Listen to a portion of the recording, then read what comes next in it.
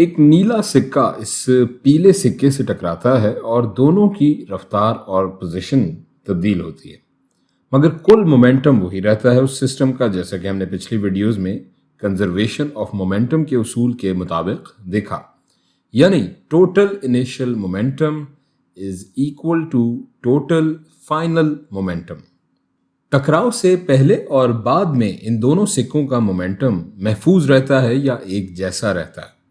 इस वीडियो में हम इस उसूल को साबित करेंगे इस मसावात के माखूज या डेरिवेशन के ज़रिए। इस नीले सिक्के को हम नंबर 1 कह लेते हैं और इस पीले सिक्के को हम नंबर 2 कह लेते हैं। इस सिक्के का मास है m1 और इसकी इनिशियल वेलोसिटी है u1, जबकि फाइनल वेलोसिटी है v2। इसी तरह पीले सिक्के का मास है m2 और उसकी इनिशियल एंड फाइनल वेलोसिटी होगी बिलतरतीब u2 एंड v2। और यहाँ इनिशियल मोमेंटम होगा इस सिक्के का मोमेंटम जमा इस सिक्के का मोमेंटम टकराव से पहले, और फाइनल मोमेंटम होगा इन दोनों सिक्कों के मोमेंटम का हासिल जमा टकराव के बाद। तो इसे हम यहाँ लिख लेते हैं। तो ये बराबर हो जाएगा m1 u1 जमा m2 u2।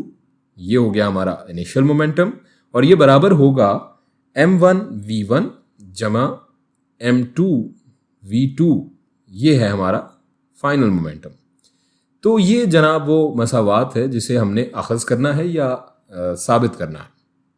तबीयत में किसी भी कॉन्सेप्ट की मैथमेटिकल डेरिवेशन या रियाजियाती माखज़ के लिए हमें ये देखना पड़ता है कि इस कॉन्सेप्ट की बुनियाद क्या है या ये नज़रिया कहाँ से अखज़ किया गया है।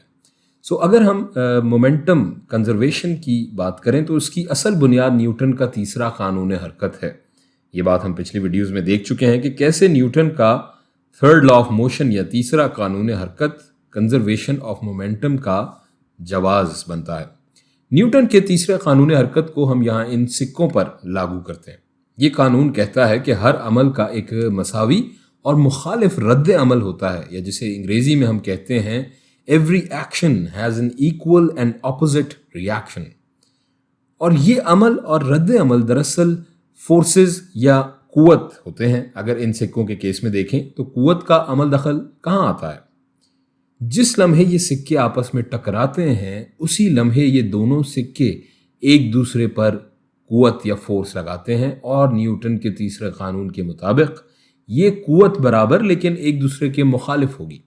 सो ये नीला सिक्का जब इस पीले सिक्के से टकराता है तो इस पर जो कुव्वत लगाता है उसे हम F2 का नाम दे लेते हैं, और रद्द अमल के तौर पर पीला सिक्का बराबर लेकिन मुखालिफ सिमत में इस पर जो कुव्वत लगाता है उसे हम F1 का नाम दे लेते हैं। और ये दोनों कुव्वतें एक दूसरे के मुखालिफ लेकिन मसावी हैं, सो इसे हम एक मसावात की शक्ल में लिख सकते हैं। F1 बराबर होगा मनफी F2 के। मनफी का निशान जाहिर कर रहा है कि F2 मुखालिफ सिमत में है। तो हम आगे बढ़ते हैं यहाँ से। अब क्या आपके जहन में कुव्वत और मास और वेलोसिटी का कोई ताल्लुक या मैथमेटिकल रिलेशन या जिसे हम कहेंगे रियाजियाती निस्बत जहन में आ रही है? वीडियो पॉज करके ज़रा सोचिए एक बार खुद से।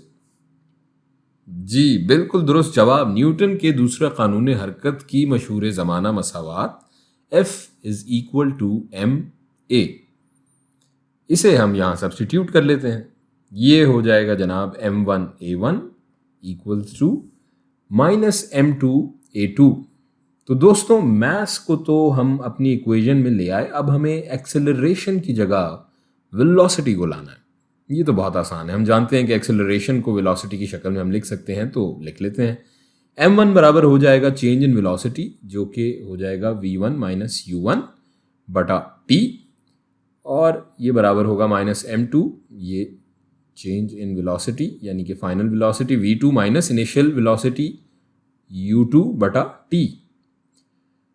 तो जनाब फिजिक्स का काम तो यहाँ तक हो गया पूरा। अब सिर्फ मैथमेटिकली सिंप्लीफाई करना है हमें इस इक्वेशन को, तो हम कर लेते हैं। ये बराबर हो जाएगा m1 v1 minus m1 u1, और ये बराबर होगा माइनस m2 v2 जमा m2 u2।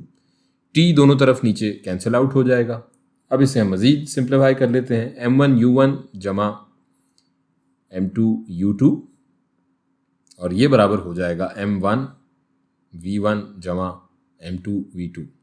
और जनाब आला, ये वही इक्वेशन है जहाँ से हमने शुरू किया था।